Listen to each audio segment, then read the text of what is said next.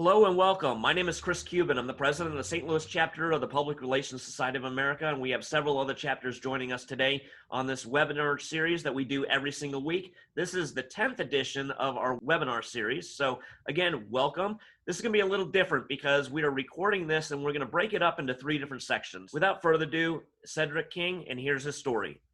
Wounded in action. Thankfully, he's here to tell his story. July 25th, 2012. I got blown up in Afghanistan. I remember waking up 6 or 7 days later and seeing my mom and my wife at the hospital. My wife told me, they had to take your legs away. I've had low moments before, and I felt like it'd be better if I had just died that day. But my heart was saying, hey man, you got so much good to give. If you could just get out of this hospital bed, you would probably be pretty inspiring to other people. And then I thought, you know what? Let me dream big. I want to run a marathon. You know what? That's what I'm going to do. I'm going to run a marathon. Cedric has a condition where his bone matter is still growing through his muscle tissue. And literally for you and I, that feels like you're walking on glass. I began to think that I could do the impossible. Not just because of doing the impossible, just to do it, but to do the impossible, to show others that if I can do it, then they can do it. I'm not supposed to be swimming in a triathlon or running the Boston Marathon with no legs, but guess what? I'm gonna do it. I had a chance to meet Cedric at the White House last year and see his courageous spirit firsthand. In so many ways, Cedric embodies the incredible resilience and strength of all of our wounded warriors. Cedric has a burning desire that I haven't seen in a lot of people, that he's got to do this.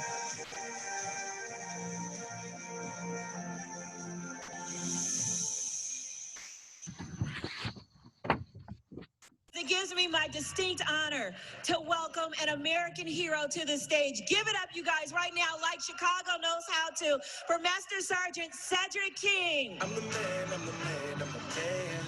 Yes, I am, yes, I am, yes, I am. I'm the man, I'm the man, I'm the man. Here's the deal. You have to be totally okay with looking like a fool sometimes. And if you're not okay with that, then you're sure to fail. The best part of you is being exposed through the trials, through the tribulations, through the struggle. Right now, I'm on my way to becoming the better version of what I was before. Thank you. Thank you for what you're doing. If you could approach the adversity as a friend and not a foe, and ask yourself questions like, what is this coming to teach me? Not what is it coming to take away from me, but what is it coming to teach me? We have to learn to embrace heartache and pain and use them as an ally to further God's plan. You can take my hands, you can take my eyes, you can take my hearing, but what you cannot take away from me is that spirit inside me that wants to win.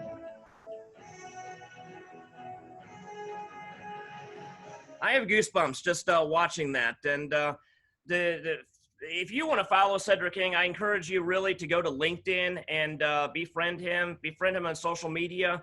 See all the inspirational videos that he posts on a weekly basis.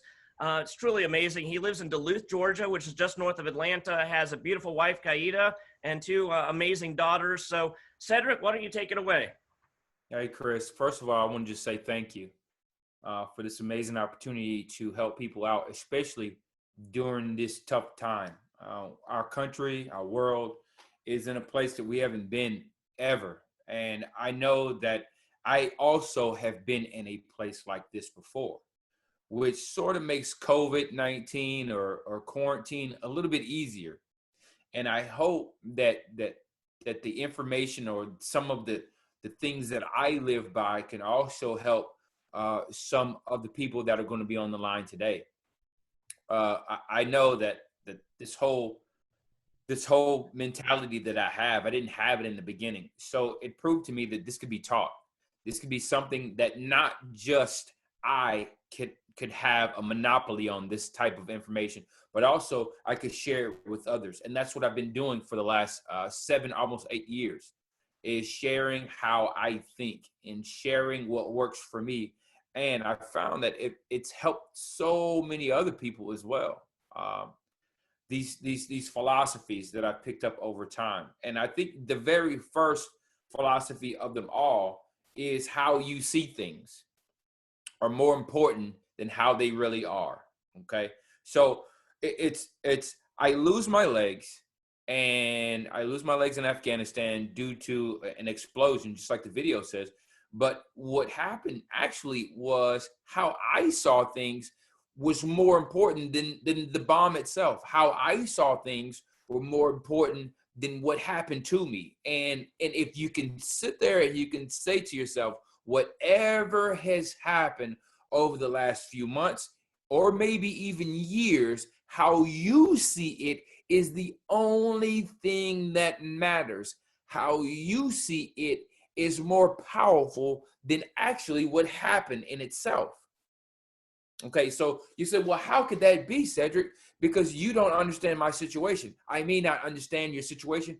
I may not know your situation, but I do know this.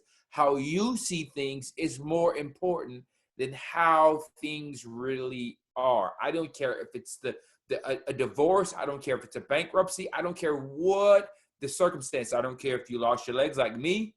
I don't care if it wasn't your fault. I'm telling you that how you see things. How I saw this was, this could bring value into my life. This could give me an opportunity to work harder than I've ever worked before just to break even. I can look at this as an opportunity for me to grow stronger, because I must be working twice as hard as everyone else, maybe just to go to the grocery store and buy the monthly groceries, or maybe just to go to the airport and fly somewhere, whatever the case may be. If it's just trying to teach your kid how to ride a bike, I would have to work twice as hard just to do it. And in that working hard is where you grow. It's where I grow. It's where we all grow. This isn't just a hype type of analogy. This isn't just words that I'm saying, or maybe cliches, but this is the absolute truth. When you work harder, when you are in the trenches and you don't have a way out, if you don't really know how you're going to get through this week or month, that's fine. That's totally okay. You are now being put in a circumstance where you are pushing harder than you've ever been pushed before. And through that, your life will be better. Your life will become better. It worked for me. But it started with how I saw things. It started with the way that I looked at the circumstances.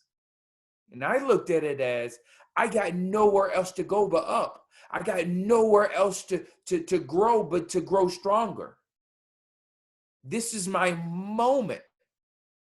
And this is your moment too. Yes, just quarantine. This not knowing how the economy is going to work out. This social unrest. We have people that are dying in droves, and there are people that are rioting all over the country, all over the world now.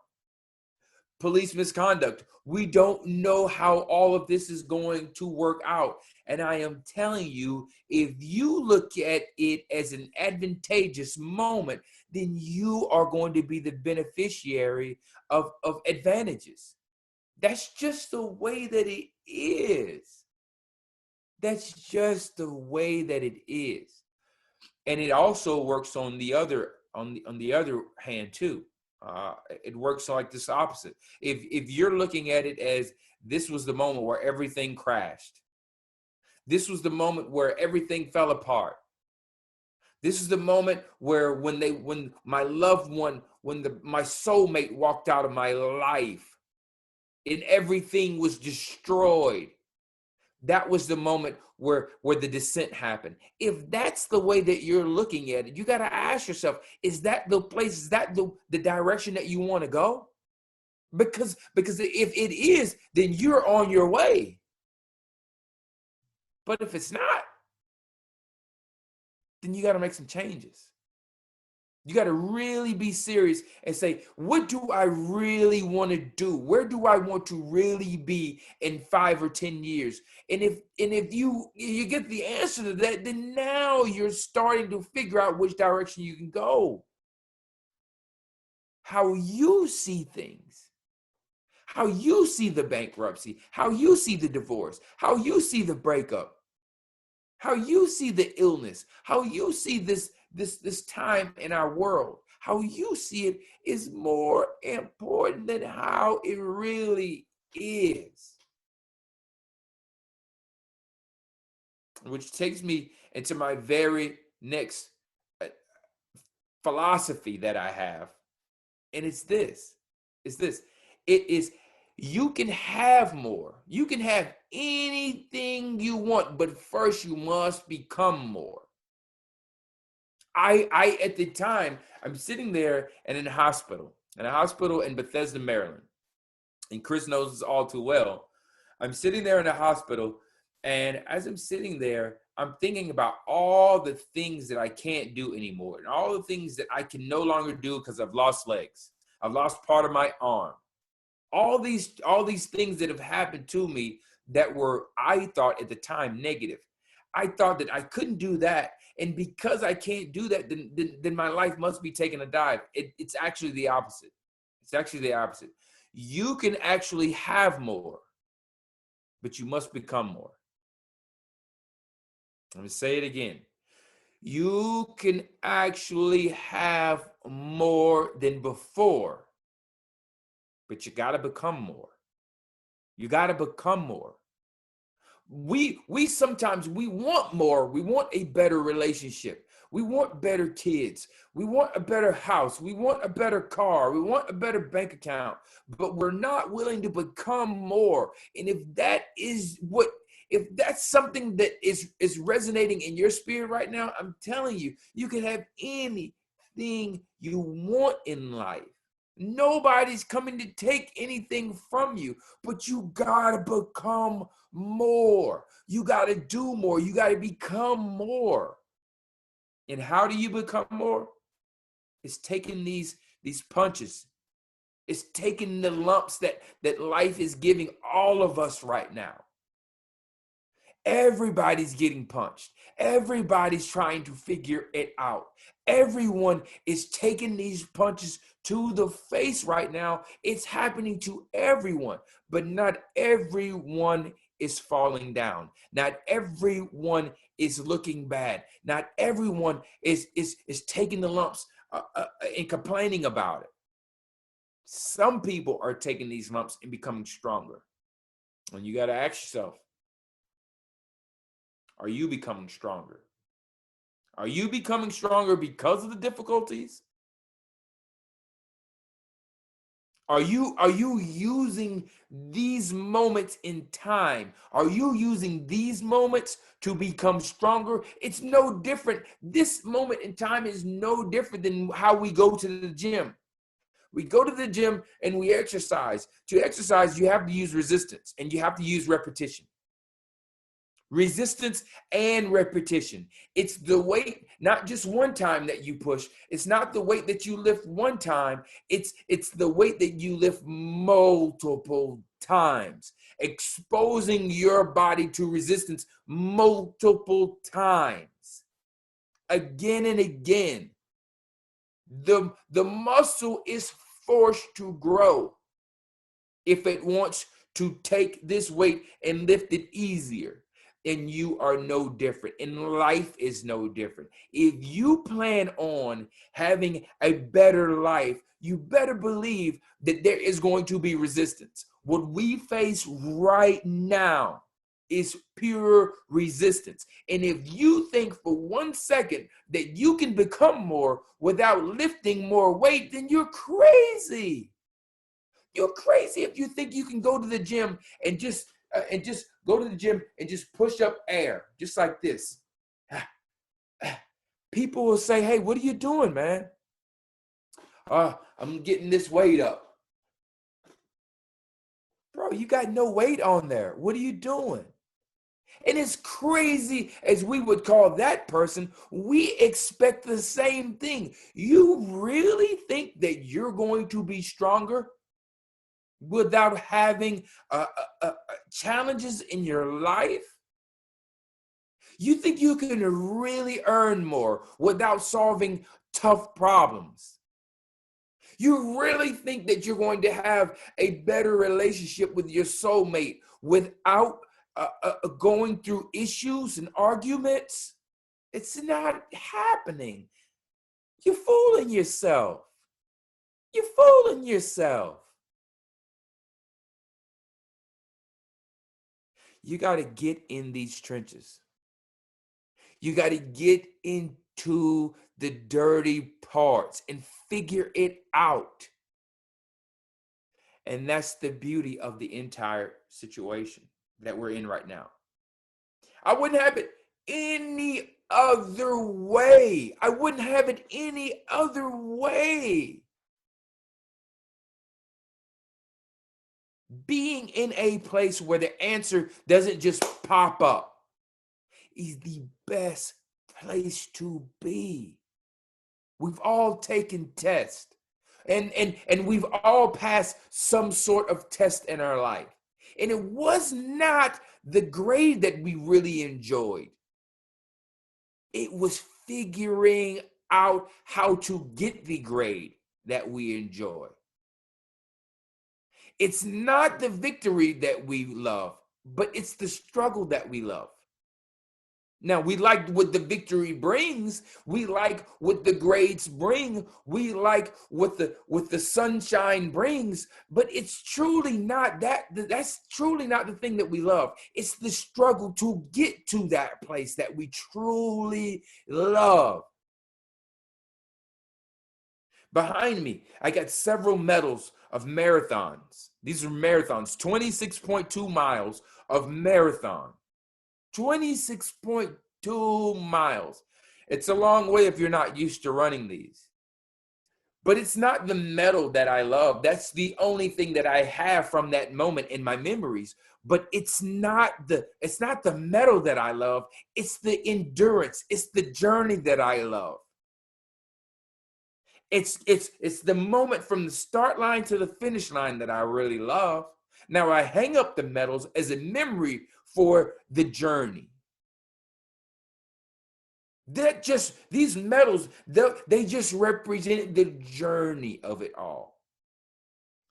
And I'm certain that if you're listening to me on this line, you understand exactly what I'm talking about.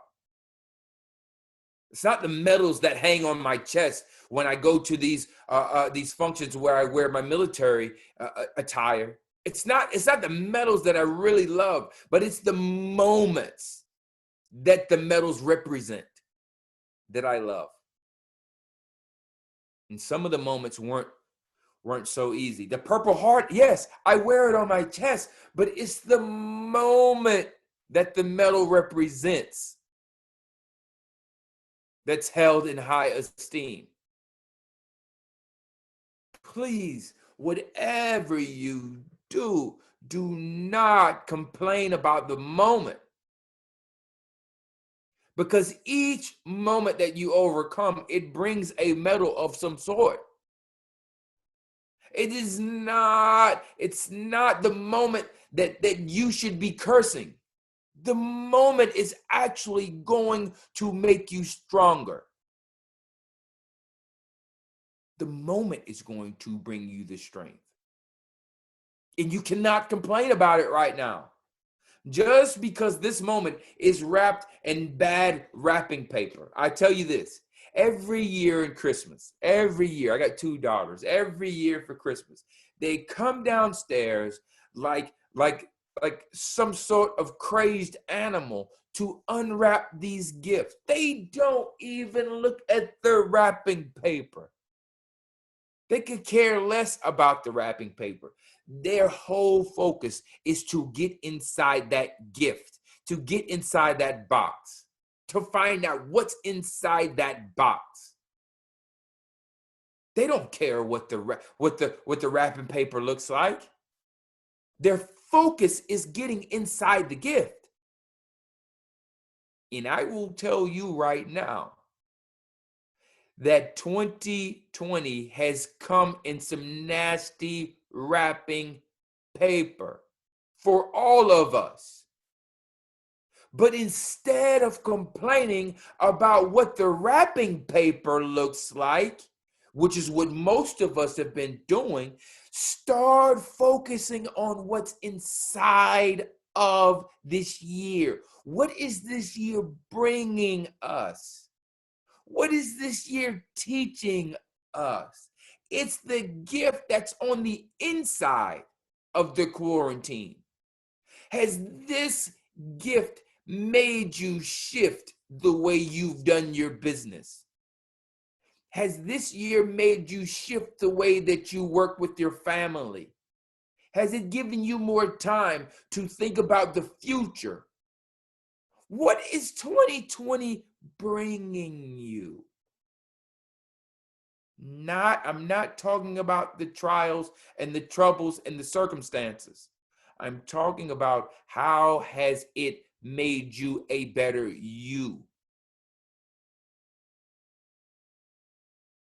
No different than my daughters opening up these gifts, ripping off the wrapping paper, focusing on what's important, focusing on what's inside the box. What we've done is we've run downstairs, we've looked at the gift, and we've complained about the wrapping paper. We've complained about the bow on top. We've complained about the circumstances not being like they used to be. I can't go to the movies. I can't go to the beach this summer. I can't do things the way we used to do them. Instead of doing that, get inside the box. Find out what's on the inside of this that's coming as a gift. Ladies and gentlemen, I've had to do the same thing. It's not complaining that you lost the legs, Cedric King. It's focusing on, yes, I've lost the legs, but my focus is turned to look at all the things that I can do now. And like I said before, now that I can do these things, I can also become a better person. And when I become a better person, then I can have a better life. I can have a better life. I don't have to worry about the moments that are difficult. I don't have to worry about that because the difficult moments will make me better. And when I become better, I can have better. The trials, the tribulations, they are the only shortcut I know to a better life. That's the only way that I know that you can get to a better life. You want a shortcut? Embrace the challenges. If you truly want a shortcut, embrace the tough moments. Don't complain about them. Embrace them. Embrace the moment that there's no toilet tissue on aisle 14 of your grocery store. Embrace it because that's an opportunity. You got to look at it this way. Now I have an opportunity to maybe create a business model. There's a shortage. And wherever there's a shortage, there's an opportunity. If you are willing to look at it that way. Wherever there is lack, wherever there is shortage, wherever there is crisis, there is also opportunity. And maybe the small percentile of our human race sees it that way. The majority of us take that as a license to complain. And now I need to know this. Are you using this as a license to complain? It's only you in the room right now. It's only you that's hearing this. Even if you're in a room full of thousands, it's only you that is hearing this right now. And are you using it as a license to complain? Or are you using this as rocket fuel to propel you forward? I know planes are grounded right now, but any pilot will tell you, without gravity, there will be no flight. There is no flight without gravity. And I'll tell you this. If you're talking about truly being in a room full of people, maybe you're having to be in a room full of people. There can be no better place for you to become a better you than embracing challenges inside teams and families, inside of and communities. We're in a place right now where our entire world is being challenged by social unrest, police misconduct. These are the problems that will be figured out that will make us all better. So thank you so much, Cedric, again, for being part of our webinar series and making this an awesome day. Thank you. You got it, Chris. Hey, thanks so much, you guys. Have a great one. Bye. Thank Take you. care.